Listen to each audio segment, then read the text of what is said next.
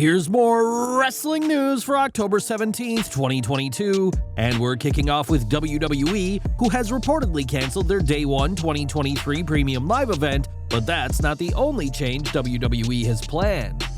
Each year, WWE hosts a series of Premium Live events, formerly known as pay-per-views, and while this tradition will continue in 2023, things will be looking different. According to Brian Alvarez, not only does WWE plan on scrapping Day 1, but the plan is for more international shows to take place, following the resounding success of Clash at the Castle. Not only that, but the plan is for fewer gimmick events going forward, meaning shows like Hell in a Cell, Extreme Rules, and WWE TLC may become a thing of the past. It's no secret that fans have been critical of having stipulation matches just because it's the right time of year, with audiences being vocal about how the barbaric Hell in a Cell match should be used only when the story calls for it. Triple H, who has 9 Cell matches to his name, has made a ton of sweeping changes since his rise to power in July, and the game is listening to the fans who want less gimmick shows and more events overseas. Now, there was a time when Bayley had a legion of loyal young fans and was considered a hero to the young girls who watched her in NXT and the main roster. Those days are a distant memory, as Bayley has been a heel since 2019 and has made it clear that she's not here to be cheered. During a recent WWE Live event, a young fan decided to call out the role model, and Bayley responded with some verbal barbs of her own. From sarcastically claiming she'll become the Raw Women's Champion for the kid, to the more blunt "shut up," Bayley made it clear that she has no interest in pleasing fans anymore. On Twitter, the WWE superstar even shared a clip of her versus the young fan, saying that it's very sad to see kids being out of control. Ultimately, Bayley came up short at the event in her efforts to dethrone Raw Women's Champion Bianca Belair, but facing the EST was hardly the only battle on the night for the role model.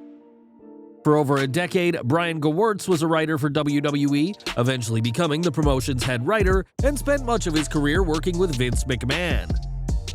Like anyone in a job, there were times when Gewirtz would be unhappy with his boss, but he took it out in a very unique way. In his new book, There's Just One Problem, Gewirtz said that he realized yelling at McMahon and insulting him would give him a one-way ticket to the unemployment line, but he could use the on-screen talent to get revenge. I certainly couldn't say anything highly insulting, flat-out disrespectful things to the man who signed my paychecks, but The Rock, Chris Jericho, John Cena, and plenty of others could. I'll admit it, there were times when I got upset with Vince, I just bit my tongue and had a character express what I was feeling live on the air. It was a warped but very effective form of therapy. This clearly worked, as Gewirtz would have a long and fruitful career with WWE before departing to join The Rock's $7 Productions. Nowadays, Gewirtz can be found working on Young Rock or one of the Great One's other projects, and we imagine the former WWE champion is a much more relaxed boss than the former chairman of WWE. From one Samoan wrestler to another now, as Roman Reigns has dominated WWE for years, but has appeared far less for the company in recent months. It was earlier this year that Reigns signed a lucrative new contract, which means he appears less for WWE, and that includes on the road to Crown Jewel and Survivor Series. PW Insider reports that ahead of Crown Jewel on November 5th, Reigns has 2 confirmed appearances, one on the October 28th SmackDown and the other for the October 31st Raw. As for Survivor Series, the Tribal Chief hasn't been announced yet, but will appear on the November 11th and 18th episodes of SmackDown, implying he'll be at the Premium Live event. Interestingly, Reigns won't be on the November 25th SmackDown, which will serve as the go-home show for Survivor Series.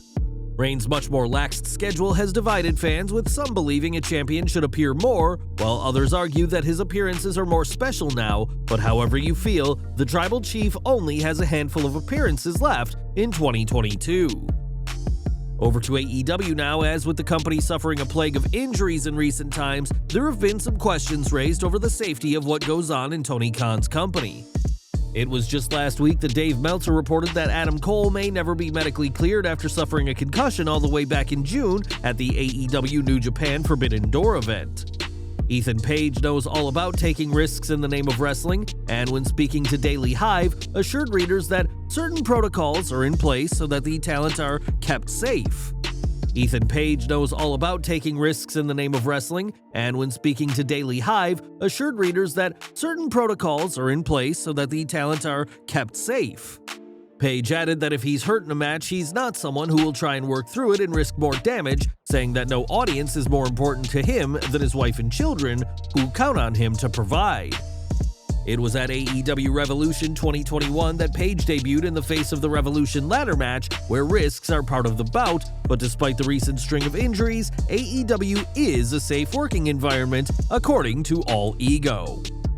Back to WWE as Ronda Rousey regained the SmackDown Women's Championship at Extreme Rules, forcing Liv Morgan to pass out. This marks Rousey's third women's title reign, as she held the SmackDown title earlier this year and the Raw Women's Championship during her first WWE run, but she has some big plans for the gold. While speaking on her vlog, Ronda on the Road, Rousey spoke about being a women's champion in WWE and feels the specific women's moniker is redundant. I don't want to say women in the title anymore, and I think they're kind of resistant to taking it out. So then I was like, can I just not have to say it? So then that's kind of where it's at. WWE have attempted to take the term out in the past, as in early 2020, then NXT Women's Champion Rhea Ripley was just called the NXT Champion, but the term was changed back within a matter of weeks.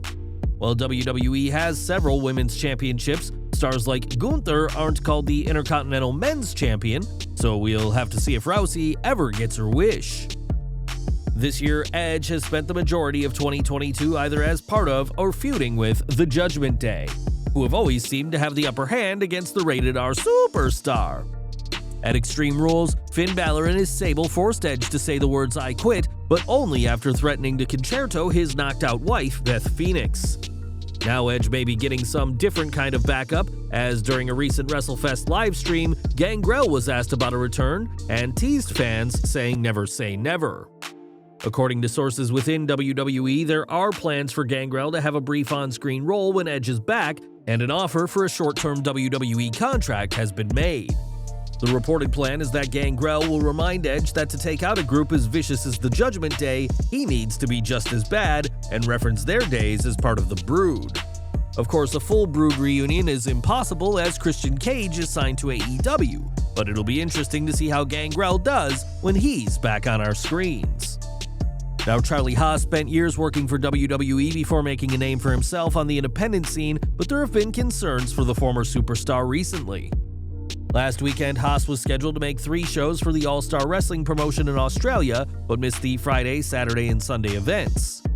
This news was broken by the promotion on their Facebook page, who added that not only did Haas not appear for the show, but he didn't even board the flight that was supposed to take him to Australia, leaving a member of the crew waiting 2 hours at an airport to greet him. All-Star Wrestling added that they are very concerned about Haas's well-being, as they have been unable to reach him and have no idea where he is right now. The promotion also apologized to fans who were eager to meet the former WWE Tag Team Champion and will be refunding those who paid for meet and greet. This is a concerning situation as Haas hasn't resurfaced on social media, and people still don't know where he is, and we can only hope that he's located soon enough. And we're ending today with AEW, who are without some of their biggest stars at the moment due to the backstage fight at All Out. One name who is currently away is former AEW World Champion Kenny Omega, but there are plenty of people who think he shouldn't return, even when the suspension is lifted. During an appearance on the MMA Hour, Shawn Michaels said that WWE will make an effort to sign anyone if they feel it benefits the company, and fans quickly suggested they work on signing Omega. On Twitter, fans rallied for WWE to sign the cleaner, with some saying he'll be a top star in WWE by 2024 if he does join. Others suggested that Omega should become WWE's world champion, possibly after winning next year's men's Royal Rumble match. Some suggested that Omega may want to leave AEW, as all reports have stated that he did not start the all-out fight, but was instead attacked first and has been unfairly suspended, the same as CM Punk. Omega's deal with AEW is reported to expire on February 1st, 2023, and after Cody Rhodes' post-AEW success, perhaps Omega isn't too far away. Well guys, that's our news for today. Please share your comments below. Also hit the like button, subscribe to our channel, and hit the bell icon to receive all notifications. And as always, thanks for watching.